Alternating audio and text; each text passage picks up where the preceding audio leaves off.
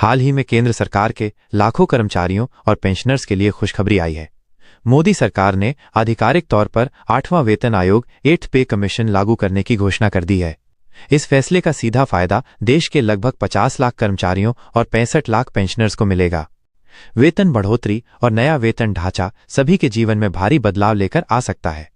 वेतन आयोग पहले भी हर 10 साल में गठित होते आए हैं ताकि महंगाई और जीवन यापन की लागत को देखते हुए सरकारी कर्मचारियों और पेंशनर्स का वेतन समय समय पर सुधारा जा सके। 7वां वेतन आयोग 2016 में लागू हुआ था। अब जब उसकी अवधि 31 दिसंबर 2025 को खत्म होगी तो उसके बाद 1 जनवरी 2026 से 8वां वेतन आयोग लागू किया जाएगा। सरकार के इस फैसले पर लंबे समय से चर्चा चल रही थी। अब ये लगभग तय हो गया है कि 8वां वेतन आयोग समय पर आएगा और कर्मचारियों को इसका लाभ मिलेगा। What is the 8th पे कमीशन? 8th पे कमीशन सरकार की ओर से एक विशेष पैनल है जो हर 10 साल में केंद्रीय कर्मचारियों और पेंशनर्स के वेतन, भत्ते और पेंशन को सुधारने के लिए गठित किया जाता है। इसका मुख्य उद्देश्य महंगाई को ध्यान में रखते हुए वेतन ढांचे को समकालीन परिस्थितियों के अनुसार उचित बनाना है। इस बार वेतन आयोग की सिफारिशें लागू होने के बाद कर्मचारियों के बेसिक वेतन, मूल वेतन में वृद्धि के साथ कई भत्तों जैसे महंगाई भत्ता, डीए, मकान किराया भत्ता, एचआरए और यात्रा भत्ता टीए में भी बदलाव लाया जाएगा। अनुमान है कि वेतन में 30% से 34% तक बढ़ोतरी संभव है, जिससे कर्मचारी और पेंशनर्स की आर्थिक स्थिति काफी मजबूत हो जाएगी। पिछले वेतन आयोग की तरह इस बार भी फिटमेंट फैक्टर काफी चर्चा में है। फिटमेंट फैक्टर वो गुणक है जिसकी मदद से मौजूदा बेसिक सैलरी को नए सैलरी स्ट्रक्चर में बदला जाता है।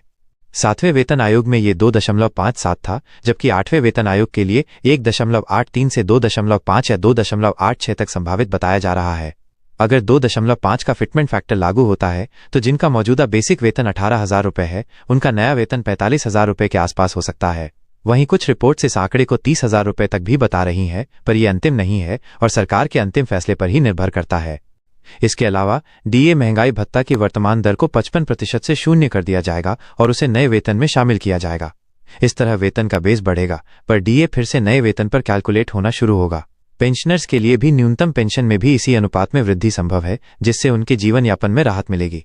कब से बढ़ेगी सैलरी और क्या है प्रक्रिया? 8वां वेतन आयोग लागू करने के लिए केंद्र सरकार ने जनवरी 2025 में इसकी आधिकारिक घोषणा कर दी थी और अलग अलग मंत्रालयों से इस पर इनपुट भी मांगा गया है। उम्मीद की जा रही है कि 8वां वेतन आयोग 1 जनवरी 2026 से प्रभावी होगा।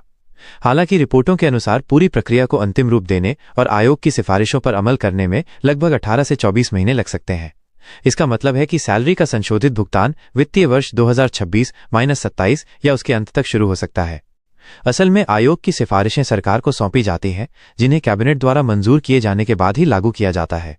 इस प्रक्रिया में कुछ समय लगना स्वाभाविक है, लेकिन सरकार ने इशारा दिया है कि वेतन आयोग की सिफारिशें समय पर लागू की जाएंगी, जिससे कर्मचारियों और पेंशनर्स को राहत मिल सके। 8th पे कमीशन से किसे मिलेगा लाभ? 8वां वेतन आयोग खास तौर पर केंद्र सरकार के करीब 50 लाख कर्मचारियों और 65 लाख पेंशनर्स के लिए है।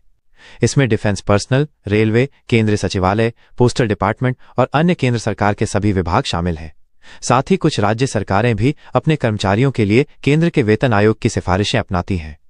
ग्रेड सी यानी निचले स्तर के कर्मचारियों को इसका सबसे ज्यादा लाभ मिलेगा, क्योंकि इनमें से अधिकांश कर्मचारियों की संख्या सबसे ज्यादा है। इसी वजह से वेतन वृद्धि के साथ साथ देश की अर्थव्यवस्था में भी पैसा घूमेगा और बाजारों में तेजी देखने को मिल सकती है।